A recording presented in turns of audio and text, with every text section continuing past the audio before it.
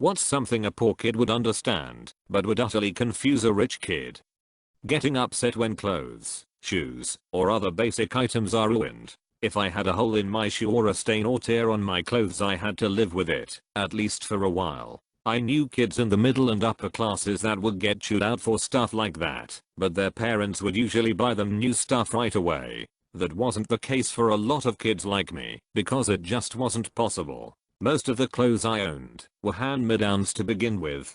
Some of it was found in the garbage. I grew up with hand-me-downs and making do with what we had in a lower, middle-class family with a lot of kids. My mom got mad at me for continuing to wear a shirt I liked after I accidentally put a little hole in it. It ended up disappearing after she did a load of my laundry. I still feel a little salty and confused. This thread is making me realize that maybe the only reason I wasn't poor growing up was simply because I was an only child. My parents didn't have a lot of money, but it was just me. It's making me realize I wasn't as poor as I thought. Still pretty poor though. How bad it feels when a non-poor kid, even up to adulthood, mentions doing something expensive casually, or worse, makes a big deal about you never doing it. Like 1. Flying. 2. Going to another country. 3. Going to Disney World. 4. Going to a hibachi restaurant or fancy steakhouse. 5. Doing camps programs that cost money at school or during the summer. You've never. Seems so confusing to them that it's true and never crosses their mind you might feel self-conscious about it. Hint: everyone does. I think it depends on proximity too. My cousins live in California, so Disneyland isn't that big of a deal. It's kind of like an expensive trip to the movies at that point, because there's no flight, no hotel, no rental car, etc. I also had a lot of trips to Disneyland as a kid, but that was driving on a family trip and staying with relatives, so again there was no flight, hotel, or rental car. Oh, and gas wasn't a nightmare at that point in time. Seldom or never travel abroad. A lot of people in the US never travel abroad, in part due to how far you have to go to get abroad. As a kid I only ever went to Canada once by car, because we were already staying near the border in Vermont. We were pretty well off. A lot of people from outside the US just don't get this. There's a lot of factors to why many Americans don't travel abroad. 1. Time. It takes time to travel to another country, especially if you don't live near a border. To cross an ocean takes a day or more of your precious little vacation time each way. 2. Money. Flights aren't cheap. As a kid we were solidly middle class, but we drove for 90% of our vacations. My parents just couldn't afford to fly 4 people somewhere, then rent a car or use public transportation. 3. There's plenty to do in the US. It's hard to justify the time and money it takes to leave the country when you can experience all sorts of things in the US for less money. Paying bills before the age of 18. Getting your paycheck and handing it over to your mom when you get home, so the water and electricity stay on that month. Never seeing your gas tank above the midway line. Pushing oil changes until your car starts making strange grumbling noises at you. Wearing the same 2 pairs of shoes until they fall to pieces, and then visiting the thrift store for the next pair. Being freaking ecstatic because tonight mom's buying pizza for delivery because it's your only birthday wish. Man, writing all this out is making me emotional. I had a great childhood though. My parents never let us forget we were loved, so being poor wasn't something we really noticed, except when strangers or people at work school treated us different for it. Being loved and having a great childhood is where the true riches lie. Unfortunately most poor kids aren't that lucky. Getting a job before the age of 18 to help pay the rent. New means different, not unused. When you're getting new clothes, they are used from family or a thrift store. Yes, new to you, not fresh off the rack. My cousins are upper middle class and I went shopping with them during one of the only times I spent the night at their house. Not only were these 12-year-old girls astounded that my mom only gave me $10 to spend while there, they couldn't at all understand why I was checking the prices on everything we saw. Their parents just bought them whatever they wanted most of the time. While I understand your situation, but what was your mom thinking you'd get for $10? Those girls were just selfish brats like most tweens. I can assure you that upper middle class folks also check the price of things. You don't become or remain well off by frivolously spending your money. One kid's gap is another kid's goodwill. The guilt vs gratitude relationship fight you have when your friends share their food with you. Because on one hand you never have enough money to buy enough food to be fully sated, so that extra from your friends is awesome. But on the other hand you understand how awful it is not to have enough food at lunch, and you don't want to put your friends in that position. The other hand you understand how awful it is not to have enough food at lunch, and you don't want to put your friends in that position. Becoming wealthier as an adult now, nothing felt better than paying back a kid who used to give me PBJ sandwiches. Those were everything at the time and he didn't mind, but I was guilt-ridden. This is one thing I tell my friends all the time, especially right now because money is really tight. If you offer me food, I'll accept it, but just know that I'm not in a position to give back.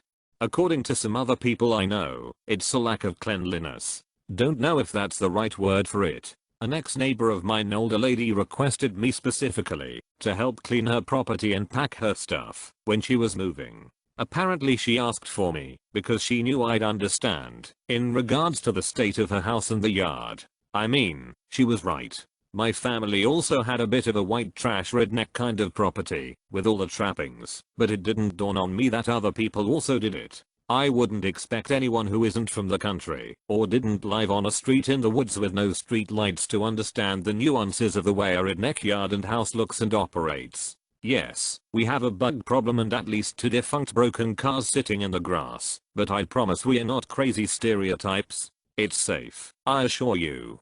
Watching the rest of the class go on class trips or vacations while you stay home and/or work. Oh man, that one hurt to read. I always went on field trips and had amazing memories and moments. I can't imagine a kid having to stay behind due to cost. But at our school we had a subsidy program that, even if parents couldn't pay for trips for their kids, the school would be able to help assist. I don't think this was ever abused either.